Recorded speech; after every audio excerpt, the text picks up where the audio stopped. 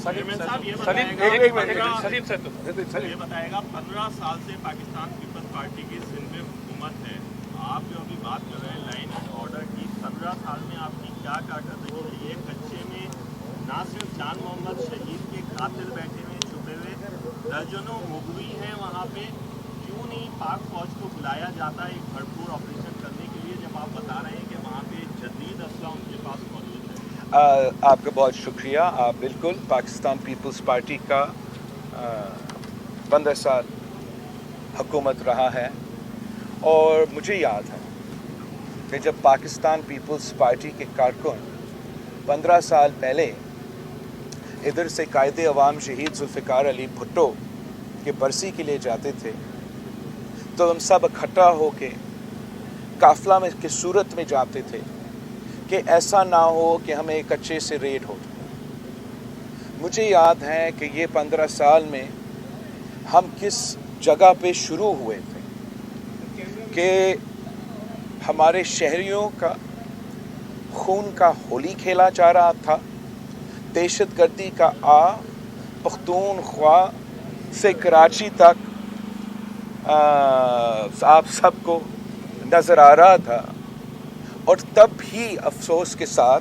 पाकिस्तान के हुक्मरान और सियासतदान में एक ऑस्ट्रिच पॉलिटिक्स का आदत है कि वो अपना जो ऑस्ट्रिच पॉलिटिक्स तो है, वो अंग्रेज़ी का एक कहावत है कि जो ऑस्ट्रिच अपना वो सर छुपाता है और उनको अंदाज़ा नहीं है कि चीज़ें उनके इर्द गिर्द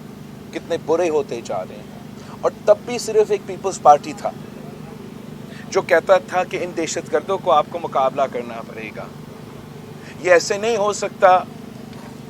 कि एक तरफ से आप मदद करो और दूसरी तरफ से आप बयानात दो। उस वक्त पाकिस्तान पीपल्स पार्टी का पॉलिसी ये था, शहीद मोहतरमा बेनज़ीर भुट्टो ने इन सब को, जब किसी मर्द सियासतदान में हिम्मत नहीं था, आंखों के आंखें डाल कर ललकारती थी। जब वो पहुंची, दहशतगर्दी का वाक़या हुआ, आज तक पाकिस्तान का सबसे बड़ा 200 से ज़्यादा जो शहीद हुए कारसाज का वाक़या,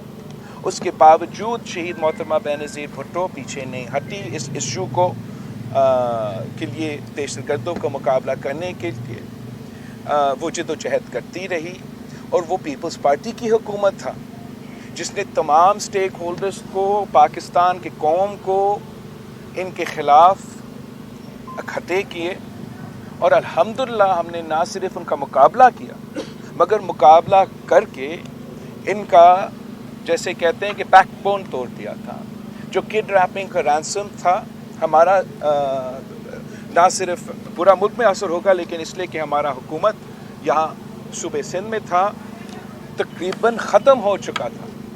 पेटी क्राइम्स जो था वो भी बहुत ज़्यादा कंट्रोल हो चुका था। अब क्या हुआ है जिसकी वजह से, चाहे वो मजहबी दहशतगर्दी हो, चाहे वो हमारा कच्चा के दहशतगर्द हो, चाहे वो वही किडनैपिंग या क्रिमिनल के लोग हो, वो ना सिर्फ यहाँ, चाहे वो बलूचिस्तान हो, जनूबी पंजाब हो, पख्तूनख्वा हो, वो फिर से अपने सर उठा रहे हैं। वो इसलिए कि पाकिस्तान पीपल्स पार्टी का वो जो पॉलिसी जिसका मैं जिक्र कर रहा था, उसमें अमल दरामद नहीं हुआ। वो नेशनल एक्शन प्लान जिसके लिए हमने जद्दोजहद किया, आपको याद होगा, तब भी 2014 के ऑपरेशन से पहले तमाम सियासी जमातें कह रहे थे कि इनसे बातचीत किया जाए, इनसे डायलॉग किया जाए, इनसे दोस्ती की जाए, और एक ही पाकिस्तान पीपल्स पार्टी था जो कहता था आपको मुकाबला करना पड़ेगा, आपको writ of the state establish करना पड़ेगा, वरना इन पर आप काबू नहीं होंगे। अब दो चीज़ें हुई हैं, एक तो जो महंगाई का सुनामी, बेरोज़गारी, गुर्बत का जो मुआशी बहरान का सिलसिला है, उसकी वजह से क्राइम मुल्क भर में बढ़ता जा रहा है, और दूसरी तरफ जो हमारा self sabotaging national security policy जो खान साहब ने इतने सालों का मेहनत को चंद दिनों में ख़राब कर दिया। जब अफ़गान हुकूमत नया बन रहा था तो उस वक्त इसने पाकिस्तान के बॉर्डर्स ना सिर्फ उन शहरियों के लिए चले, सालेम वालों को तो बनता है, पूरी दुनिया में ऐसे होता है, मगर वो दहशतगर्द जो उनके जेलों से فرار ہو کے یہاں آئے, ان کو آباد کرنے کا پلان بنایا تھا. کیا جو جنرل فیض صاحب تھا اور جو عمران خان صاحب تھا یا جو بھی اس پلان میں انوالو تھے, ان کو یہ اندازہ نہیں تھا کہ اگر وہ سابق ٹی ٹی پی, سابق القاعدہ کو میرا فاٹا کے علاقے میں پھر سے آباد کریں گے تو کتنا دیر لگے گا ان کو ہمارا کراچی پہنچنے تک؟ کیا ان کو اندازہ نہیں تھا کہ جو اے پی ایس کا واقعہ کے بعد پاکستان کے بہادر جو آفیسرز تھے جو شہادت قبول کر کے ان کو نارتھ وزیرستان سے بگایا تھا, کیا ان کو اندازہ نہیں تھا کہ وہ واپس آ کے اسی فوج پہ حملہ کرنا شروع کر دیں گے؟ اب اس ریاست میں یہ کیسے ممکن ہو کہ ہم شہادتیں دیں, پاکستان کے شہری شہادتیں دیں, پاکستان کی قیادت شہادتیں دیں, پاکستان کی فوج شہادتیں دے, پاکستان کی پولیس شہادتیں دے, ہم وہ کام کریں جو نیٹو افغانستان میں نہیں کر سکے, ہم پاکستان میں دہشت گردوں کو ہروائیں اور چند دنوں اور 2-3 شخص یہ فیصلہ کر سکے کہ قوم کے دشمن کو وہ معاف کر سکتے ہیں پارلیمان سے پوچھے بغیر, عوام سے پوچھے بغیر. اگر آپ ایسے کام کریں گے تو پھر یہ مسئلے ہوں گے جیسے آج کل چترال میں ہو رہا ہے, یہ مسئلے ہوں گے جیسے ہمارے یہاں کچھے چاہ آپ ادھر رہتے ہو یا آپ جنوبی پنجاب میں رہتے ہو یا آپ بلوچستان میں رہتے ہو, ایسے ہی ہوگا.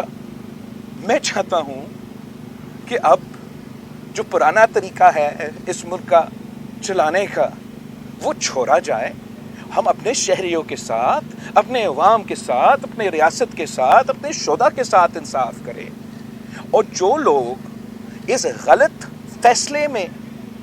انوالو تھے, اگر وہ سیاستدان تو پاکستان کے عوام ان سے احتساب کریں گے, ہم ان کا احتساب کریں گے. اگر وہ کسی اور ادارہ میں تھے